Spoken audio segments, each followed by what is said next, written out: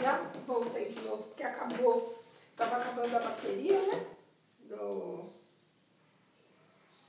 celular. Agora já está recarregando de novo.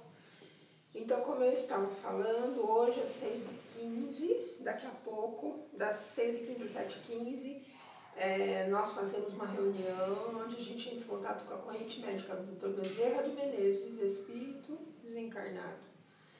Dr. Bezerra de Menezes e a equipe médica, se vocês tiverem algum parente precisando, ou se vocês mesmos estiverem necessitados, é só às 6h15 entrar em oração, solicitando o auxílio do Dr. Bezerra de Menezes, certo? Pode ser qualquer problema, principalmente aqueles problemas crônicos, problemas que não têm solução pelos médicos da Terra, perturbações.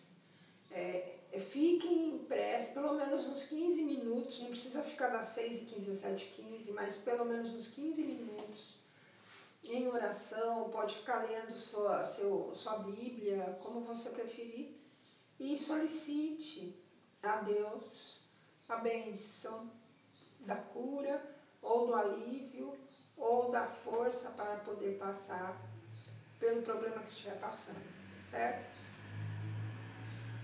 Então, a gente eu parei a semana passada na metade do primeiro capítulo, vou continuar então, tá bom? Vou lendo e vou comentando. Depois eu deixo escrito no site ou separado para quem quiser traduzir, né? Aí o que foi lido é um resumo, não é bem igual ao que eu falo aqui, mas já dá para ter uma noção e depois dá também para ler o livro, né? O livro eu ponho sempre no site, no vídeo eu ponho o site que vocês podem acessar esses livros gratuitamente. Então vamos lá. Aqui eu parei no seguinte, resumimos nas proposições seguintes o que havemos falado, né? Que eu fiz a semana passada, quem não assistiu, assiste, porque isso daqui é continuação. Primeiro, todos os fenômenos espíritas têm por princípio a existência da alma, sua sobrevivência ao corpo e suas manifestações. Fundando-se numa lei da natureza, esses fenômenos nada têm de maravilhoso, nem de sobrenaturais no sentido vulgar da palavra. Muitos fatos são tidos por sobrenaturais porque não se lhes conhece a causa. Atribuindo-lhes uma causa, o Espiritismo os repõe no domínio dos fenômenos naturais. Então, não é porque a ciência ainda não descobriu uma forma de ver, enxergar ou tocar outra dimensão que ela não exista. Entre os fatos qualificados de sobrenaturais, muitos há cuja impossibilidade o Espiritismo demonstra, incluindo-os em um número das crenças supersticiosas. Então, aquilo que as pessoas contam, naquelas histórias, mula sem cabeça, ou Saci Pererê, isso daí faz parte do imaginário popular. E, sob outro aspecto, ele pode ser explicado espiritualmente. Alguns, não todos. Então, aqui, o Kardec está falando que nem tudo que é contado nas fábulas vai ser explicado pelo Espiritismo, né? Tem muitas coisas que o Espiritismo não dá como certo, não acredita, não foi provado pelo Espiritismo.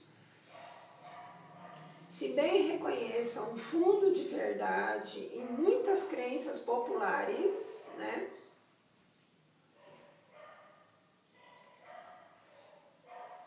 Então, aqui no item anterior, existem fatos sobrenaturais que o Espiritismo não dá como possíveis, e aqui não. Nesse outro item, o item 5º, Se bem reconhece um fundo de verdade em muitas crenças populares, né? O Espiritismo, de modo algum, dá sua solidariedade a todas as histórias fantásticas que o imaginário é criado. Então, esse é o quinto. Isso não é tudo que o Espiritismo vai confirmar, dessas histórias fantásticas. Sexto, julgar do Espiritismo pelos fatos que ele não admite. Então, por exemplo, uma pessoa não sabe que o Espiritismo não admite certas coisas, certos fenômenos, como uma mula sem cabeça andar por aí. Então, ele não dá isso como certo. Então, ele também não aceita quem vai julgar o Espiritismo por esses fatos, certo? Porque não é tudo que existe que se fala por aí de maravilhoso que o Espiritismo atesta que existe. Então, ele reconhece um fundo de verdade em algumas coisas que são contadas pelas pessoas, pelo vulgo, né? E, de modo algum, dá solidariedade a todas as histórias fantásticas que a imaginação tem criado. Muita coisa da imaginação das pessoas.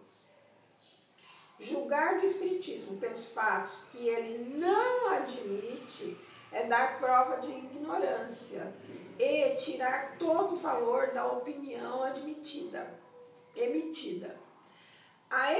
Sétima, a explicação dos fatos que o Espiritismo admite de suas causas e consequências morais forma toda uma ciência e toda uma filosofia que reclamam estudo sério, perseverante e aprofundado. Ou seja, as causas, né, a explicação dos fatos do Espiritismo que vai remontar a mudança de atitudes no sentido moral, a pessoa se melhorar, o espírito se melhorar, é isso que resume a forma toda e forma toda uma ciência, uma filosofia que necessita estudo sério, perseverante e aprofundado.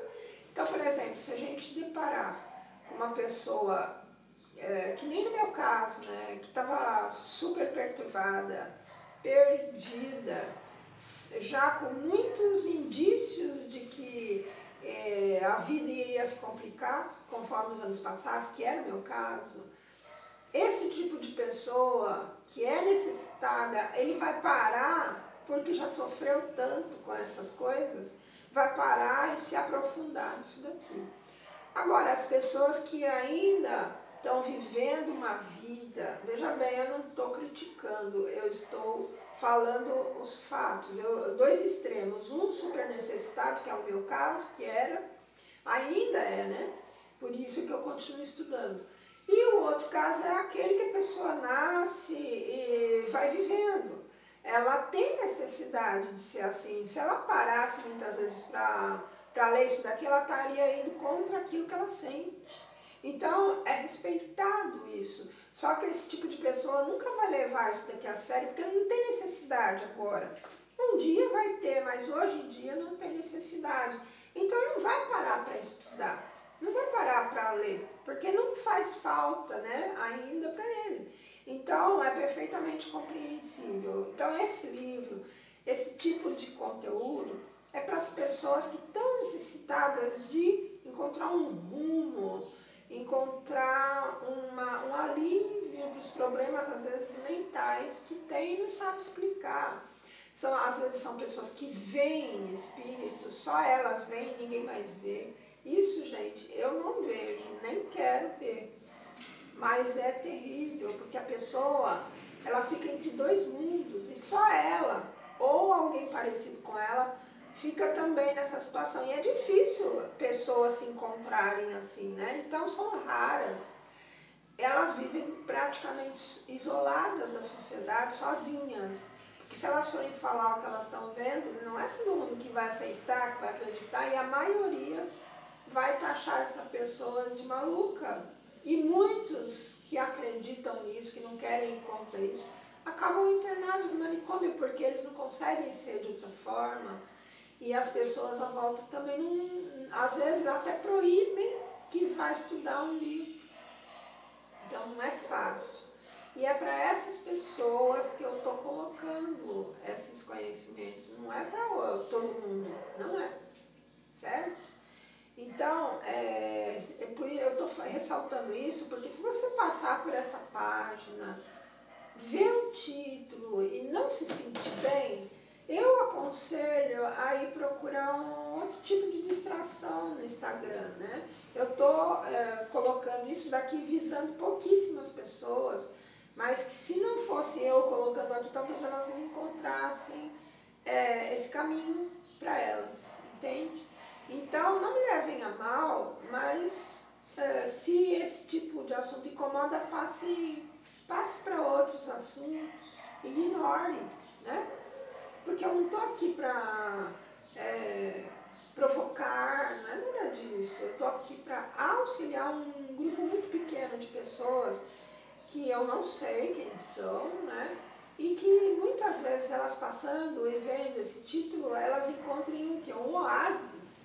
Porque é terrível você ter certas sensações, você ter certas visões e ser considerado como um louco quando as coisas estão acontecendo muito claras, muito nítidas na sua frente. Não é fácil. Então, é só para essas pessoas que eu estou colocando e para aqueles que têm parentes assim, para pessoas interessadas em estudar, pessoas que têm vontade de saber mais, certo? Porque olha só, a grossura do livro. Quem é que vai, se não for nesses casos, que vai querer ler um livro assim, né? Eu acho esse livro importante para todo mundo, mas eu sei que as fases do espírito nesse plano que a gente está são várias, né? E a maioria, pelo que a gente vê, ainda vive uma vida muito ilusória, né? Então, porque é o estágio desse planeta aqui. Então, continuando, oitavo, o Espiritismo não pode considerar crítico sério, senão aquele que tudo tenha visto, estudado e aprofundado com a paciência e a perseverança de um observador consciencioso. Então, esse é o tipo de pessoa que o Espiritismo considera como uma pessoa séria, né? Um crítico, se ele for criticar o Espiritismo vai respeitar a crítica de quem é desse jeito aqui, sério, que estuda, que tudo quer saber, que é aprofundado, que tem paciência e perseverança para conhecer todo o assunto para depois criticar. Esse o Espiritismo considera um crítico sério, né? Não é um tratado, porque ele era cientista, então ele aceitava as críticas também, ele aceitava os críticos, mas ele só respeitava aqueles que eram baseados no quê? Nessa experiência que ele estudou e que ele se aprofundou. Então, se você vai criticar, você tem que fazer o mesmo que ele, tem que saber tudo que ele fez, todas as propostas. Um cientista é assim, né? Ou um crítico sério, ele faz isso. Então, que haja, por conseguinte, a origem dos seus conhecimentos em algum lugar que não nos romances da ciência, que ele foi procurar em outros lugares, não em romance, né? Aquele a quem não se possa opor fato algum, que lhe seja desconhecido, nenhum argumento de que lhe seja desconhecido, nenhum argumento de que já não tenha cogitado, e cuja refutação faça, não por mera negação, mas por meio de outros argumentos mais racionais. Então não adianta falar, eu não acredito, porque não existe, eu não vi, então não existe. Esse tipo de crítico não é muito bem aceito. Imagina o cientista passa mais quase 20 anos observando como é a vida de um cientista, ele passa de 20 a 30 anos para chegar a uma conclusão, né? Pode ver os biólogos, né, os cientistas biólogos e de várias outras áreas, quanto tempo que eles não ficam, né, observando. Mais de 20, 30 anos para você chegar a uma conclusão séria. Então, o crítico dessa ciência aqui tem que fazer a mesma coisa. Ler tudo que já existe, ler principalmente as 5 obras básicas, mais as 12 volumes da revista que ele publicava, são 12 volumes. Todas as experiências que ele fez estão nesses 12 volumes.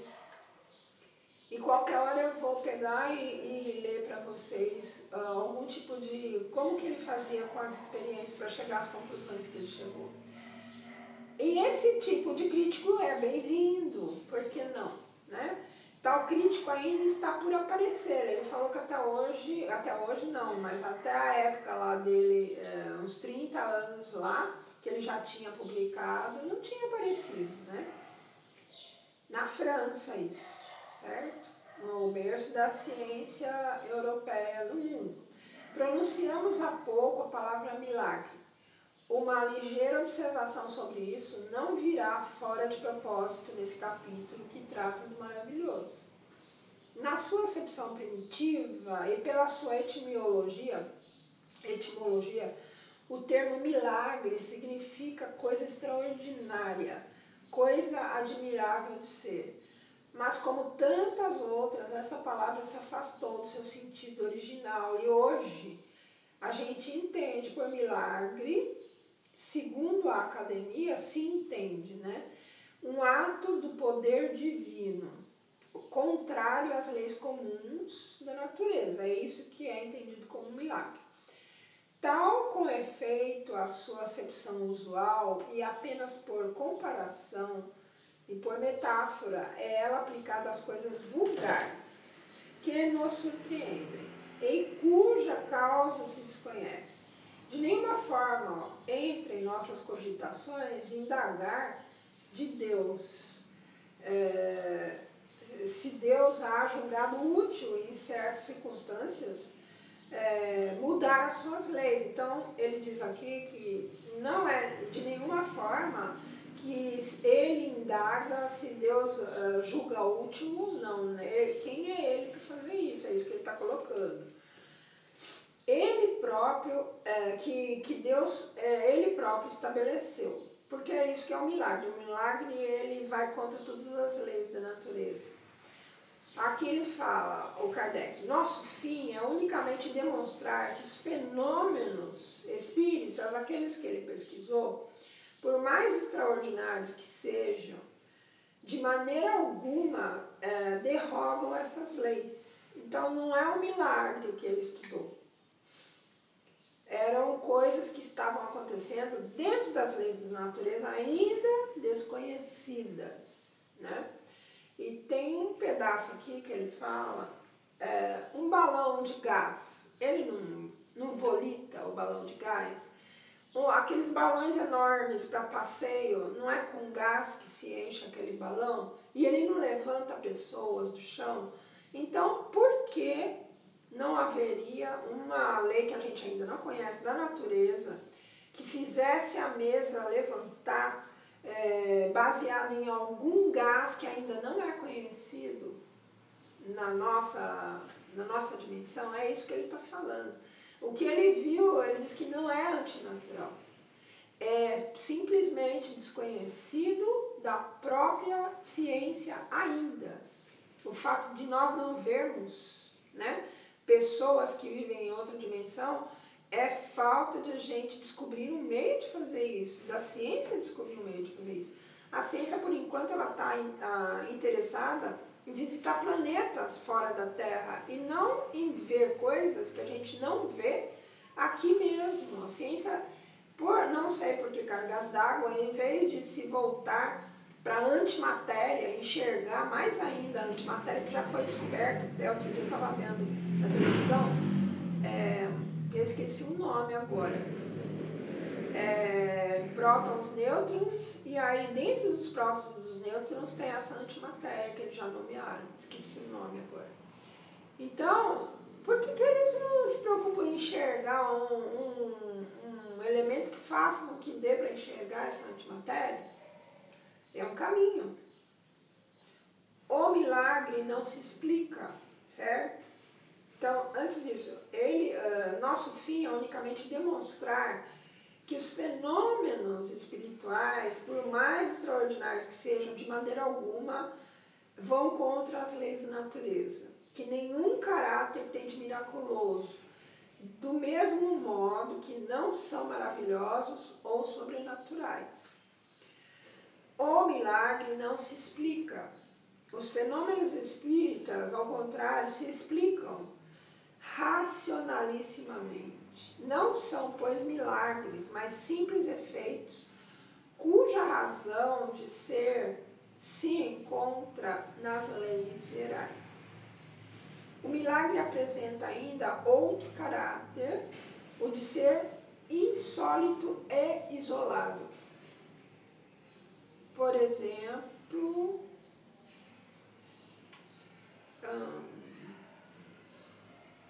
você vê uma cicatriz, se bem que hoje já existe um produto que faz isso, mas se alguém botar a mão em cima de um corte e ele fechar na hora, isso seria um milagre. Existem produtos já que fazem isso, que eu sei, são pomadas. Mas uma pessoa colocar a mão e ela fechar o corte na hora, isso seria um milagre. Todos os dias a ciência opera milagres aos olhos dos ignorantes. Por isso é que outrora os que sabiam mais do que as pessoas passavam por feiticeiros, não é assim? Vários deles até foram levados para a fogueira porque diziam que eram feiticeiros. Porque eles sabiam mais do que o povo, do que as pessoas comuns.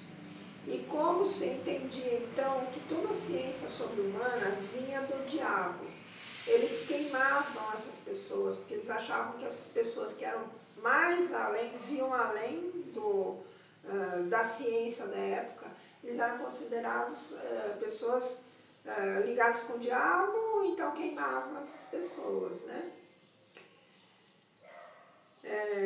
Hoje, que já estamos muito mais civilizados, isso era em 1850, eles apenas são mandados para os hospícios, que é isso que eu acabei de falar agora. Pessoas que veem outras pessoas já sem corpo. Por que ela não pode ter uma capacidade especial mental que dá para ela ver? Por que não acreditar nisso em vez de colocar a pessoa lá?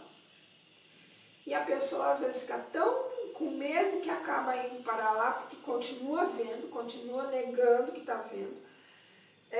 Tem que viver em dois mundos. Ela vive nesse mundo material e ela também vê o outro mundo. Você já pensou você ver dois mundos? Tinha uma pessoa, acho que nessa cidade, ele viu uma cidade em cima. No céu ele viu uma cidade inteirinha e ele falava para todo mundo. Até que um dia internaram ele no hospício. Mas ele existe, é comprovado por outros videntes que existem cidades espirituais. Só quem tem essa visão mais profunda que vê. Elas pairam sobre as cidades, certas cidades. Só quem tem uma visão mais espiritual que consegue ver. Se não sabe disso, essa pessoa vai para o hospício, porque ela pensa que ela está louca. As pessoas convencem ela disso. Se um homem realmente morto, como dissemos em começo, ressuscitar, né? O cara morreu, aí ele ressuscitou. Por intervenção divina, haverá aí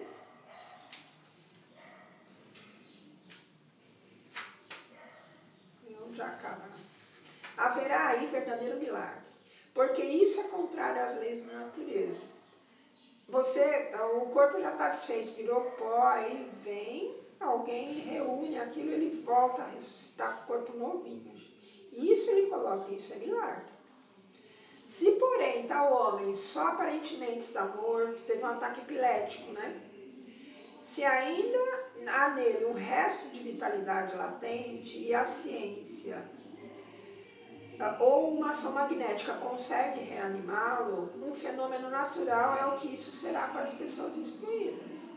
Todavia, aos olhos do vulgo ignorante,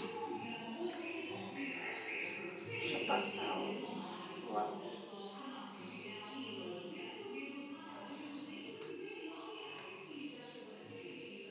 Então, todavia, aos olhos do vulgo ignorante, o fato passará por milagroso e o autor se verá perseguido a pedradas ou venerado conforme o caráter dos indivíduos à volta dele. Solte um físico em campo de certa natureza, um papagaio elétrico, e faça por esse meio cair um raio sobre uma árvore, e o novo Prometeu será tido certamente como senhor de um poder diabólico. Esse, seja dito de passagem, Prometeu nos parece muito singularmente ter sido um precursor de Franklin, né? O Benjamin Franklin que descobriu essa forma, né, de canalizar a energia do raio. Mas Josué, detendo o movimento do Sol antes da Terra, esse teria operado um verdadeiro milagre. Porquanto não conhecemos magnetizador algum dotado de tão grande poder para realizar tal prodígio. De todos os fenômenos espíritas, um dos mais extraordinários é incontestavelmente o da escrita direta, e um dos que demonstram de modo mais patente a ação da inteligência oculta. A escrita direta tem uma história, o filho ou a filha desencarnou e escreveu, ela queria muito conversar depois com a filha, se eu pudesse conversar com ela, será que ela está viva, será que não está? E aí, essa mãe um dia abriu a gaveta e encontrou uma carta escrita depois que a filha morreu. Isso é escrita direta. Tinha a assinatura da filha, tinha todo um conteúdo que só podia ser a filha, porque tinham coisas que só a filha sabia, e ninguém poderia ter escrito. Estava dentro da gaveta que ela achou, dentro da gaveta do quarto dela, e ela falando que ela escreveu, mandou através do plano espiritual aquela carta para ela ficar tranquila. E ela foi escrita diretamente, não tinha ninguém, apareceu simplesmente dentro de uma gaveta essa carta para essa mãe. E ninguém consegue explicar como isso aconteceu. Então, isso é o fenômeno de escrita direta que ele utilizou. Só que ele fazia como? Por instrução do plano espiritual, as mesas giravam no ar, sozinhas. Não tinha nada embaixo, nada em cima que pudesse levitar, e elas levitavam, certo? Nas brincadeiras lá da sociedade. Eles se reuniam, vamos fazer a mesa vai subir agora. Aquelas mesas pesadíssimas do século XVIII, né? 1700, 1800, século XIX. Aquelas mesas pesadíssimas europeias. Só vocês assistirem o filme da época, vocês vão ver o peso daquilo. Dá para imaginar.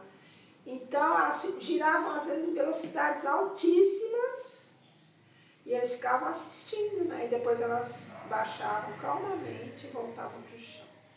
E ele também, claro que ele, quando ele soube de ouvido dessa história, ele devia pensar, será que tem alguém soltando algum gás alucinógeno, né? Ele pesquisou tudo antes de ele acreditar. Ele foi testando todas as hipóteses, né? Antes de chegar à conclusão de que aquilo era algo além da matéria.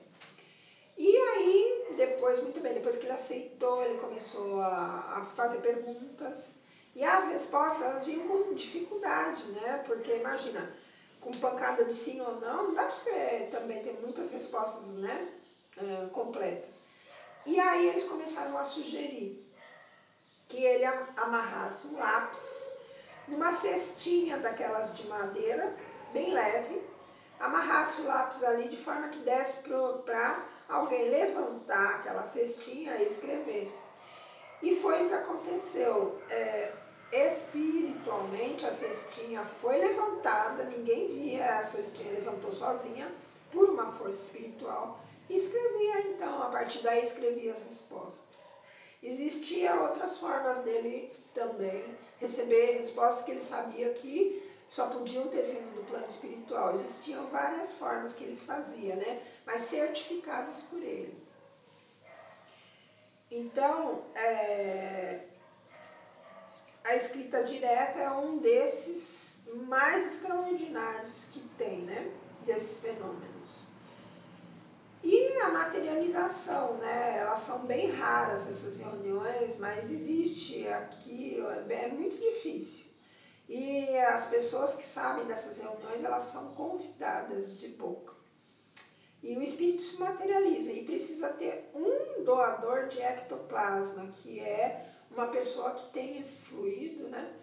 E ele sai pela boca, pelo nariz, pelos ouvidos, né? Pelos orifícios, esse fluido sai e desse fluido o espírito se materializa. Você pode tocar no espírito. Então, de todos os fenômenos, um dos mais extraordinários é a escrita direta, que é esse que eu expliquei para vocês. Da circunstância de ser esse fenômeno produzido por seres ocultos, né, não se segue que seja mais miraculoso. Não é por isso que é milagre.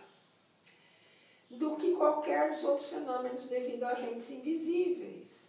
Porque esses seres ocultos que povoam os espaços são uma das potências da natureza. O espírito é uma potência da natureza, cuja ação é incessante sobre esse mundo aqui, sobre o mundo material,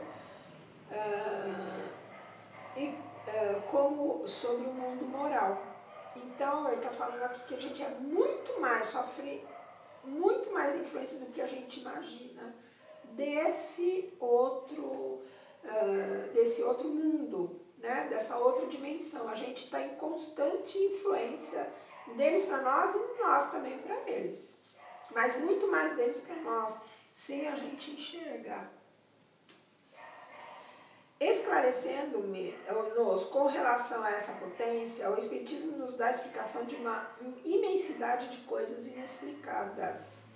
E inexplicáveis por qualquer outro meio, e que a falta de toda explicação passaram por prodígios de tempos antigos. Do mesmo modo que o magnetismo, ele nos revela uma lei, se não desconhecida, pelo menos mal compreendida.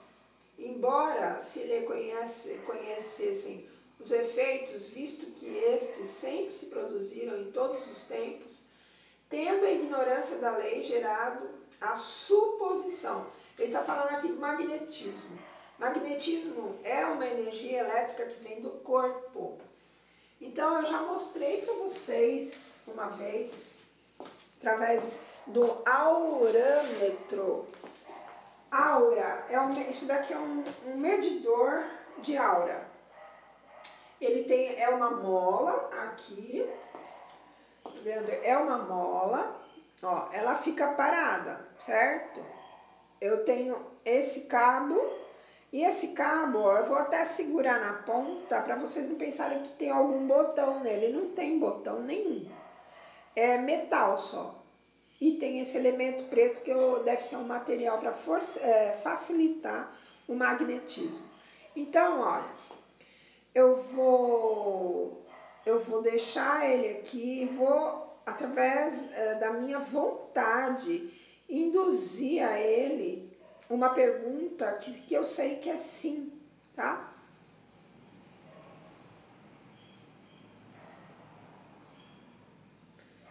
A minha mão, vou apoiar ela para vocês não pensarem que eu vou fazer o movimento.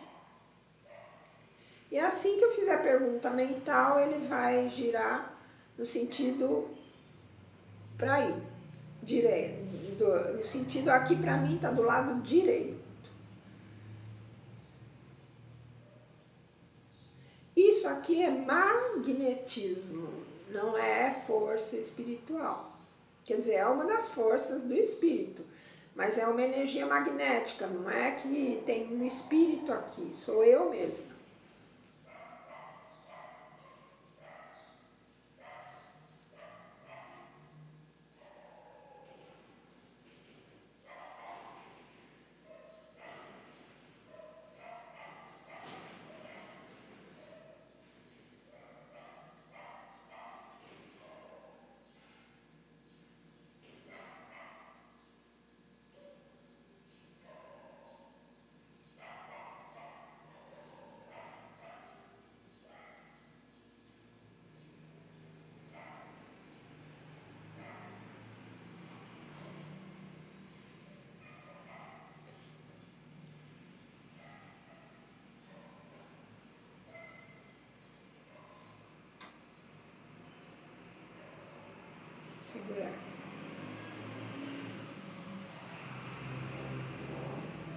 fazer em voz alta a pergunta.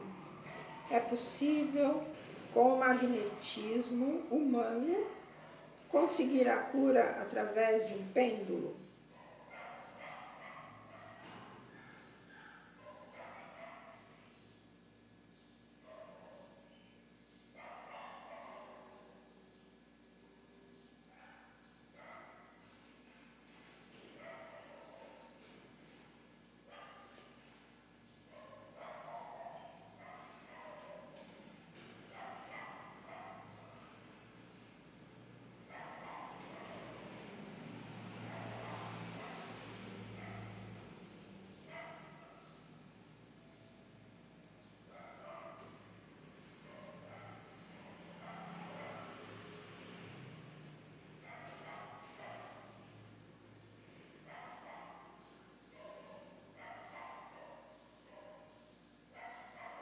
Eu preciso colocar ele de um jeito que ele consiga girar, porque eu andei mexendo, eu deixei cair isso daqui, ficou meio torto.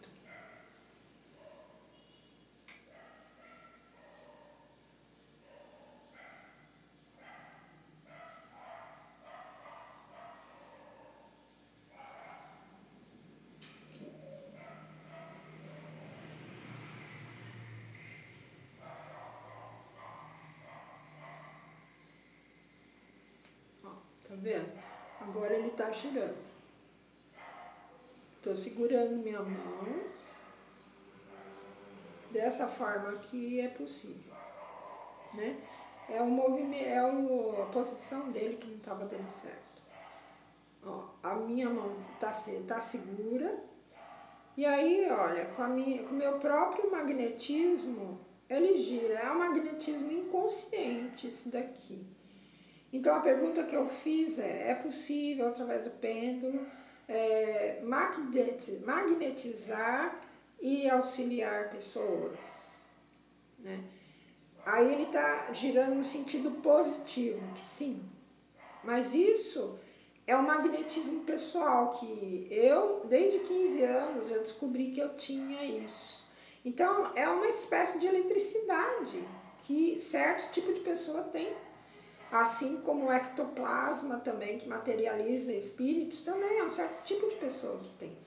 Assim como quem vê, é um certo tipo de dom que essa pessoa espiritualmente trouxe. E não deve ser considerado uma pessoa que faz isso uma pessoa maluca, certo? Ela simplesmente tem certo tipo de eletricidade dentro do corpo que outras não têm, certo? Então, ó, dá pra ver, eu tô segurando bem firme a minha mão tá parada. Isso daqui é magnetismo que tá fazendo esse pêndulo girar, certo? Então, é isso que ele tá falando, não só espiritualmente é um fenômeno, como magnetismo também é um outro tipo de fenômeno existente em toda a natureza, né? Do mesmo modo que o magnetismo, né, os fenômenos espíritas, do mesmo modo que o magnetismo, ele nos revela uma lei desconhecida, não é desconhecida, pelo menos se não é desconhecida, ela é mal compreendida. Ou, mais acertadamente, de uma lei que se desconhecia, embora se lhe desconhecessem os efeitos, visto que estes sempre produziram em todos os tempos, tendo a ignorância da lei gerado a superstição. Então, como o pessoal não conhecia, por exemplo, esse instrumento que eu mostrei, que é o aurâmetro, para medir a aura de uma pessoa, eu uso ele para tratamento também. Os chineses, eles usavam aquelas varetas de madeira para achar água no chão. Hoje, se vocês olharem na internet, vocês vão achar aquele homem andando pelo meio do campo. É um galho de madeira, né? Tem que ser um certo tipo de madeira, não é qualquer árvore que dá para você fazer. Ela é que nem aquela bifurcação que tem quando os meninos fazem estilingue, né? Então ela fica assim, um Y de cabeça para baixo, o cara segura e aquela ponta ela sobe vai apontar para a terra, porque a energia da água, juntamente com a eletricidade da pessoa que está segurando, faz com que aquele ponto de atração onde tem água puxe a vareta para baixo. Então isso não é normal, isso é energia que a gente não vê, a gente também não vê energia elétrica da tomada. Se você enfiar uma coisa lá, um ferrinho, você vai levar um choque, né? Então, aqui ele fala, conhecida essa lei, né, ou esse tipo de magnetismo, ou esse tipo de fenômeno que é um espírito, que é um fenômeno da natureza, conhecido, desaparece o maravilhoso, é uma coisa normal, né? E passa para, ele deixa de ser um fenômeno para ser uma lei da natureza, que estão dentro das coisas naturais.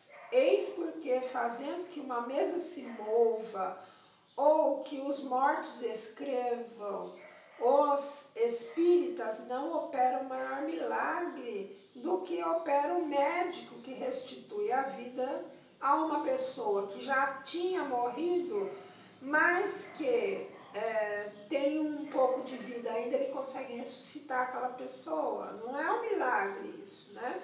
É um poder que já existe. Através do choque elétrico faz o coração voltar a bater, né? Assim, uma das formas. Isso a gente já sabe que é através de eletricidade. Ou físico que faz cair um raio, né? Se ele tem aquela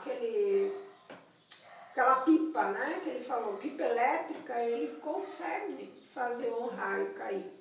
Aquele que pretendesse, por meio dessa ciência, realizar milagres, seria ou ignorante do assunto ou embusteiro, certo? Você já viu aqueles filmes que o cara volta no passado, aí ele tá com o isqueiro no bolso, ele acende, aí ele vira o rei da bola no lugar? É mais ou menos isso que ele está falando. Então, aquele que conhece leis, além daquela que a ciência conhece, ele vai ser tido como um cara que faz milagres, e não é. É simplesmente algo que a ciência ainda não descobriu os meios de comprovar. Por exemplo, o fato desse aurâmetro, né? A agulha dele começou a girar com a minha mão parada, não é um milagre isso. É uma energia, uma eletricidade que saiu do meu braço. Energia do meu inconsciente, aqui, isso daqui é uma usina elétrica que a gente tem.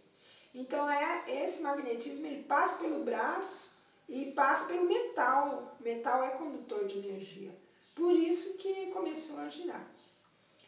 Os fenômenos espíritas, assim como os fenômenos magnéticos, antes que se lhes conhecesse a causa, tiveram que passar por prodígios.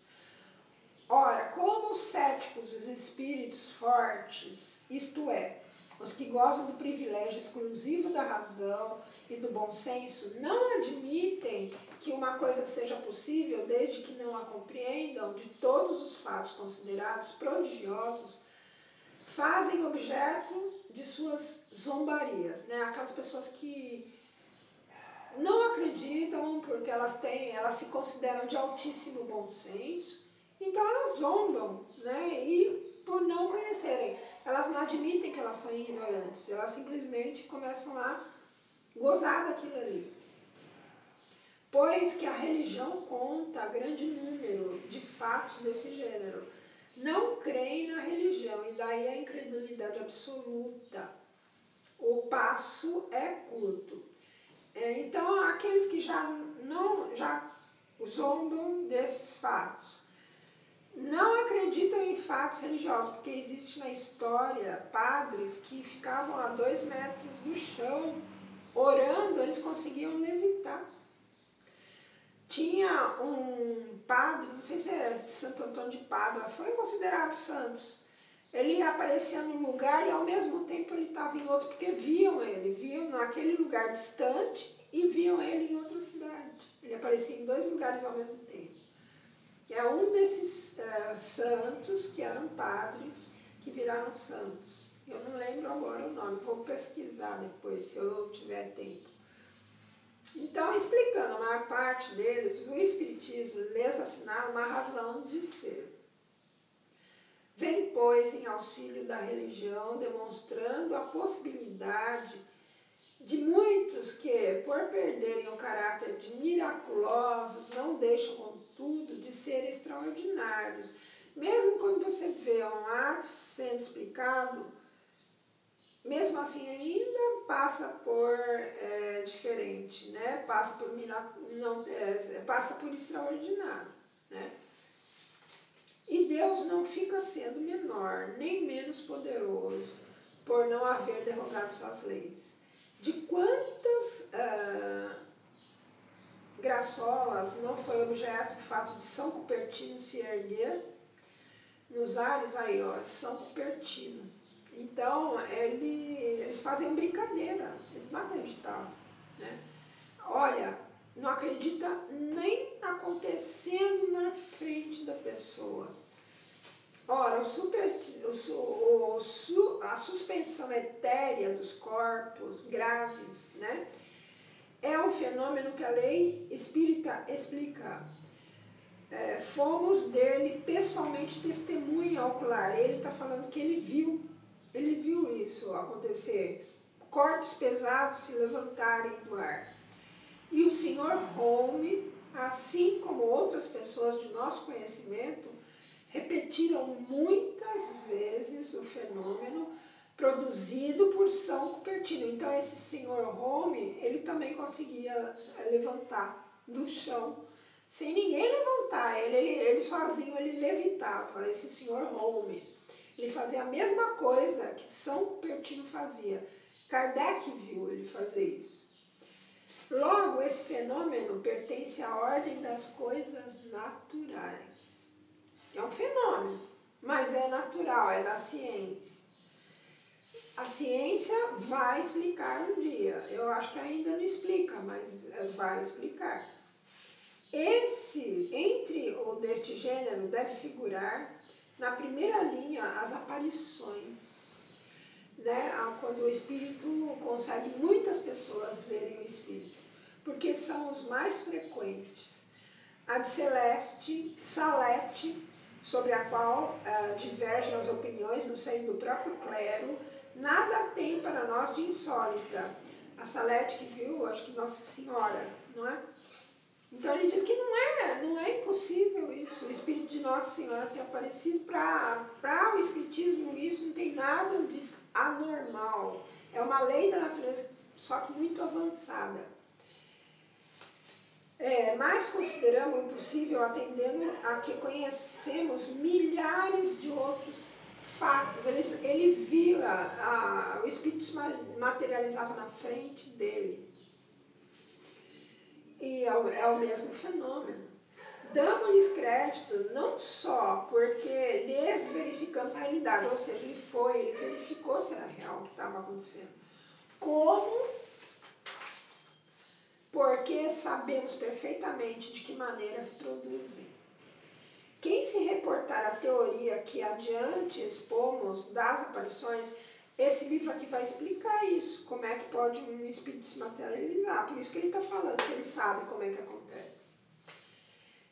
Quem se reportar à teoria que adiante expomos das aparições, reconhecerá que este fenômeno se mostra tão simples e possível como um sem número de fenômenos físicos que só parecem prodigiosos por falta de uma chave que permite explicá-los.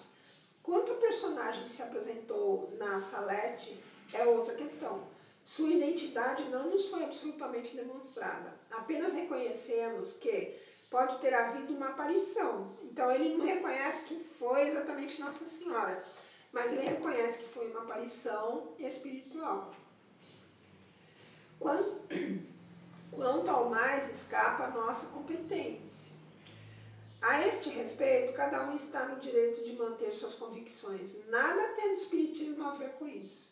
Dizemos tão somente que os fatos que o Espiritismo produz nos revelam leis novas da natureza, e nos dão a explicação de um mundo de coisas que pareciam sobrenaturais. Desde que alguns dos que passavam por miraculosos encontram assim explicação lógica, motivo é este bastante para que ninguém se apresse a negar o que não compreende.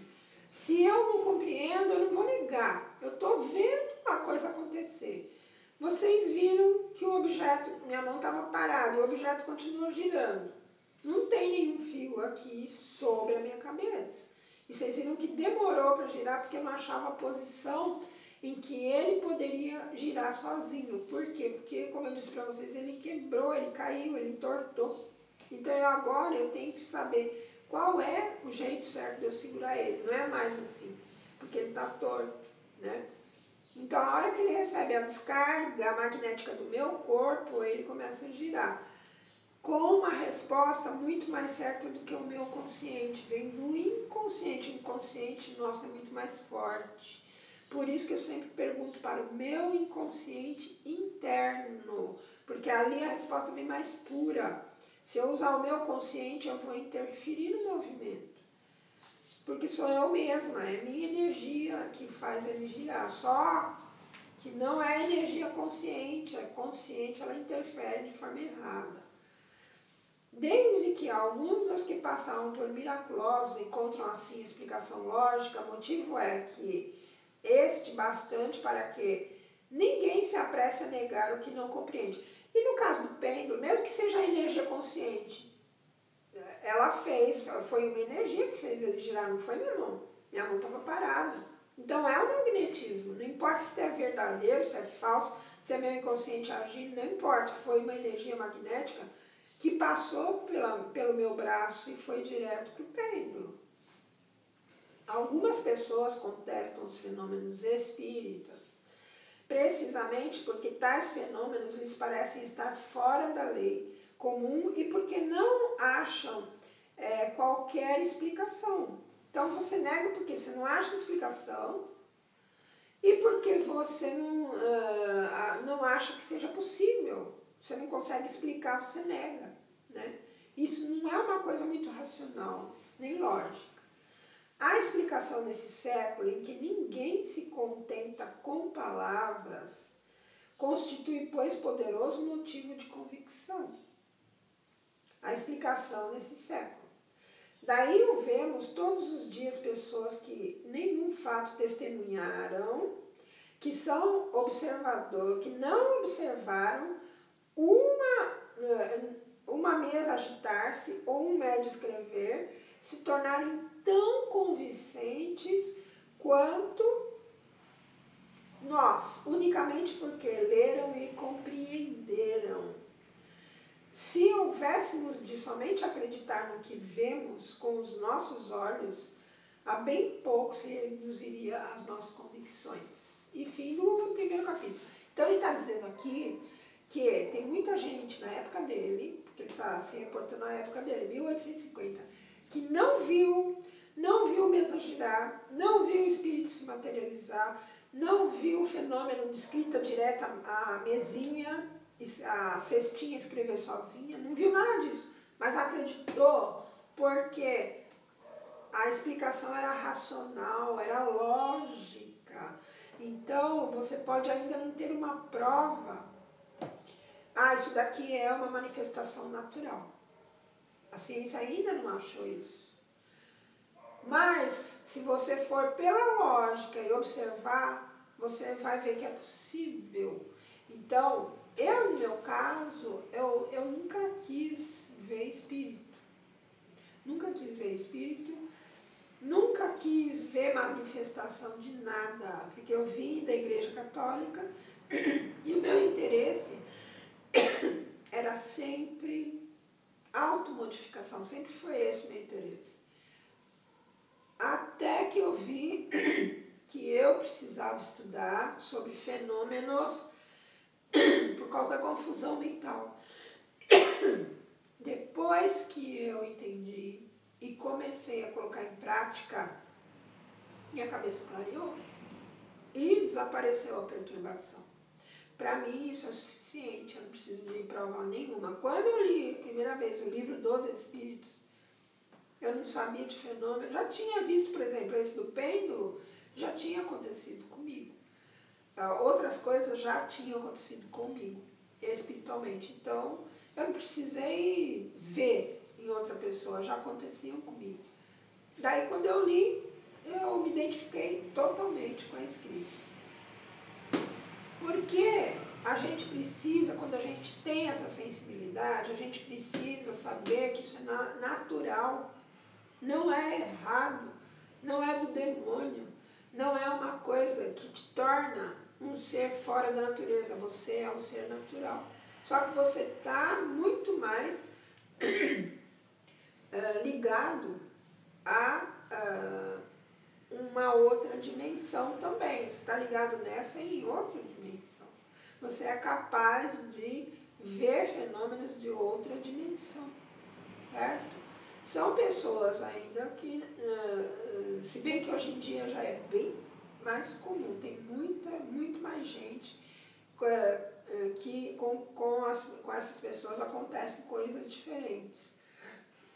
Mas tem pessoas que ainda vivem num meio tão acanhado espiritual, de informação, que podem correr o risco de serem taxadas de loucas. Então, antes disso, você, seu familiar que tem essas manifestações, leiam essa obra aqui, que são 5 livros.